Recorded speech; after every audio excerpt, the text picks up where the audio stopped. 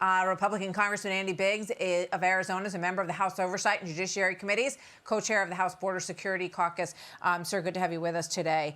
You know, it's very interesting to me that you have now 3 different Obama officials who are putting themselves very publicly on the record and saying that they are very concerned about inflation and that they think that flooding the market with dollars through all of these stimulus programs post-COVID is what's causing it. It seems like they're putting up alarm bells for the president and maybe for other politicians as well to give them a little wiggle room.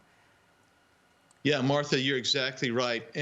But the reality is, when you do flood the economy with dollars, you devalue our currency, and that is the ultimate driver for inflation. That's the classic definition of inflation. Then you could mask that a little bit if we were energy independent still, but this energy going up in price actually fuels the inflationary pressure as well. So yeah, of course they're right. So what about the release of the SPR? And it's so interesting to look at President Biden just a short time ago in a town hall that he did saying, you know, you can do that. It might change the price about 18 cents for the short term, but it's not a long-term solution. So what does it tell you that now he's going ahead and doing it anyway? Well, they're desperate. They're desperate because gas prices keep going up at the pump. And when people feel that, they get really torqued at the administration. But releasing 50 million barrels, you know, Martha, we use 20 million barrels a day. So you might get 2.5 days worth of relief. But this is a desperate administration that has no answers to this. The answer, of course, is exploration, drilling, Keystone Pipeline, and let us unleash the American energy sector again. But they won't do that. Yeah, they want OPEC to help. And as you say, we just saw such a turnaround when we shut down the pipeline program and a lot of the regulations. And we just saw a massive turnaround in oil prices. Let's take a look at this, because there are several House Democrats, 10, announcing that they are not going to run in the midterms. They're dropping out as they look ahead at what they think may be coming. Several others have decided they're not going to run for the House. They're going to run for different office. So now Republicans obviously seizing on that momentum and going after 13 other Democrats who they think are vulnerable, maybe trying to push them to make the same decision. This spot that they put out focuses on the inflation crisis, cost of Thanksgiving. Here's an idea to give people a flavor of it. Turkey, rolls, apple pie, gas. Democrats' reckless spending has made everything cost more. Tell Congressman Dan Kildee we can't afford this. What do you think about this tactic, sir? I think it's right. I think you have to have 2 tactics, though, Martha. I think we need to remind folks that it's the policies that have put us in the tough times we're in right now.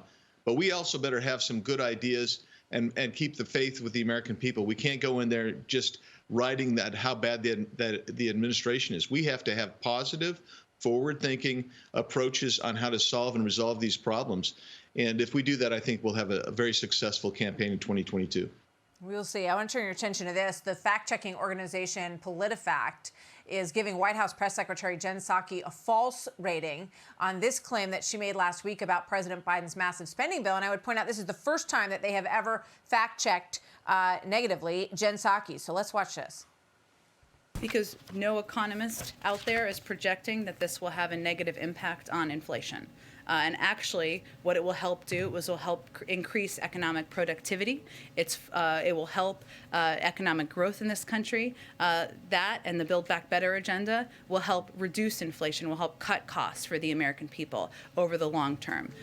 So the group is writing that, quote, numerous economists, including some who are supportive of the White House's agenda, have gone on the record saying that there probably will be inflationary effects, especially in the near term, if this bill, the Build Back Better bill, is passed. And as I mentioned, we're months into the administration. That was PolitiFact's first check on Jen Psaki. Your thoughts on that? Well, I'm pleased to see that they've got religion, if I can put it that way.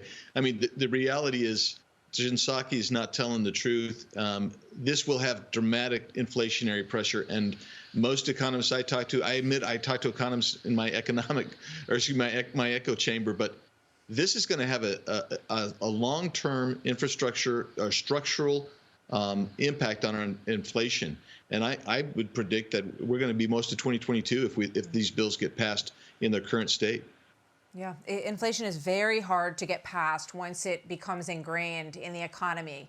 Very difficult to get past it. So we'll see how that goes. So, Congressman, you and Border Security Caucus co-chair, the Border Security Caucus co-chair, I should say, are calling on the president to fire Homeland Security Chief Alejandro Mayorkas over what's going on at our southern border. In a letter to the president, you wrote, under Mayorkas' watch, more than 1.1 million aliens have attempted to illegally cross the southern border. That number is 1.6. Sorry.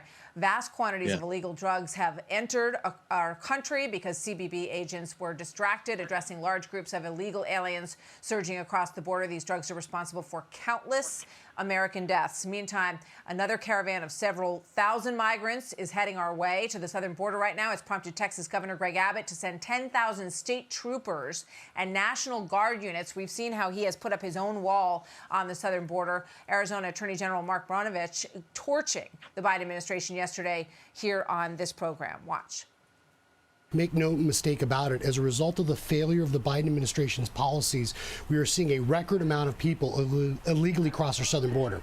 So when we talk about the 2 million people that are going to cross just this year, you're talking about a great fiscal impact. You're talking about an impact on our hospitals, our social net.